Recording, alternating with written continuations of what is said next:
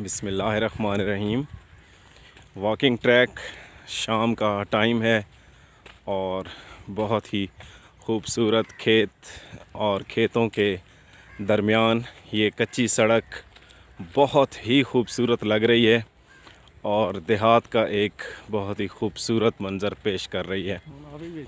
हाँ, जब हम शाम को इधर अपने भाई के पास, अब्दुल सत्तार साहब के पास आते हैं, बहुत ही हमें खुशी महसूस होती है। ये एक भाई खेतों से वापस आ रहे हैं, साथ में म्यूज़िक भी इंजॉय हो रहा है। तो मैं आपको बता रहा था कि जब मैं अपने भाई के पास आता हूँ तो मुझे बहुत ही इत्मीनान क़ल्ब महसूस होता है। और माशाल्लाह ये भी लिटरेचर के बंदे हैं और इन्होंने लाइफ को बहुत ही करीब से देखा हुआ है, मेरे साथ ही वॉक कर रहे हैं माशाल्लाह। तो सत्तार साहब हमारे डिस्ट्रिक्ट लिया में फ़तेहपुर के साथ एक स्कूल है 298, वहाँ पर हाई स्कूल में बतौर एसएसटी उर्दू टीचर हैं और आजकल PhD in Urdu Qurtuba university DI Khan से कर रहे हैं माशाल्लाह। आज इनका कोर्स वर्क का आखिरी पेपर था जो कि ख़त्म हो चुका है। अब इसके साथ साथ ये पब्लिक सर्विस कमीशन की लेक्चरर की भी तैयारी कर रहे हैं। मेरी ये दुआ है कि ये कामयाब हो जाए। आप देख रहे हैं ये खेत खलियान और ज़िंदगी इसमें मुस्कुराती हुई नज़र आ रही है।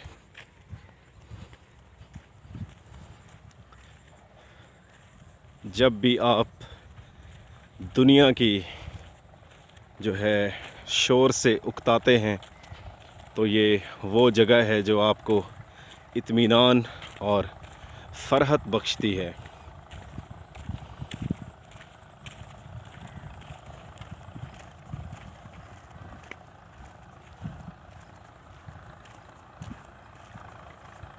हवा बहुत प्यारी चल रही है, बहुत ही ठंडी, जो कि पूरे दिन की थकन को उसने गायब कर दिया।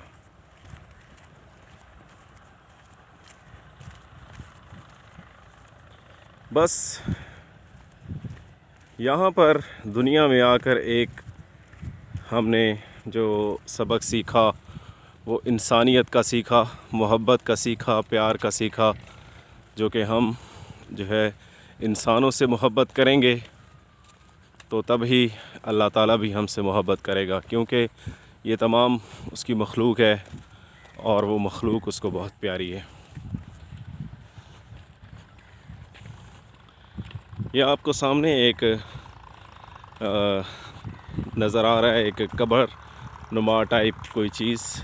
बेसिकली ये जो गंदम का भूस है और इसे पंजाबी में तूड़ी भी कहते हैं और सराइकी में इसे भूं भी कहा जाता है, इसके बड़े नाम हैं। ये कपास के खेत खलियान। हमारे पंजाब में अल्हम्दुलिल्लाह तमाम फसलें बहुत ही शानदार तरीके से होती हैं, जिनमें फ़र्स्ट ऑफ़ ऑल गंदम है, गन्ना है, कपास है। इसके अलावा हमारे पंजाब में बहुत बड़ा थल है जिसमें चने होते हैं। हमारे पास गन्ने की काश्त भी बहुत वसी और अरीज़ होती है और स्पेशली यहाँ पर जो किन्नू माल्टे के बागात बहुत ही वसी रकबा पर पाए जाते हैं और ये सारा किन्नू माल्टे यहाँ के बाहर जो है वो एक्सपोर्ट इंपोर्ट किए जाते हैं।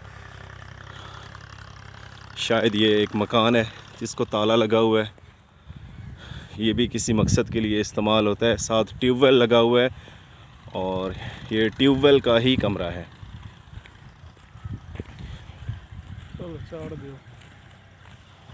ये एक रास्ता जा रहा है, बहुत ही खूबसूरत।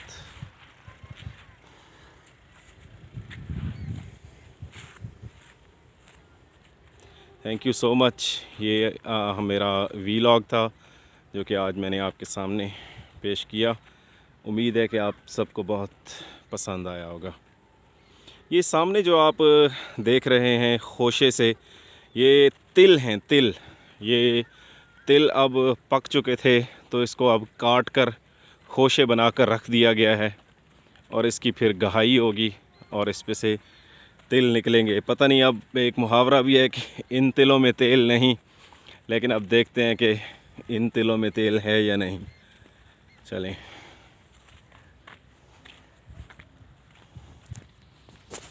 Thank you ji. Next video के साथ आपके सामने हाज़िर होंगे। तब तक के लिए प्रोफेसर मंजर अब्बास सैन को दीजिए इजाज़त। Thank you so much.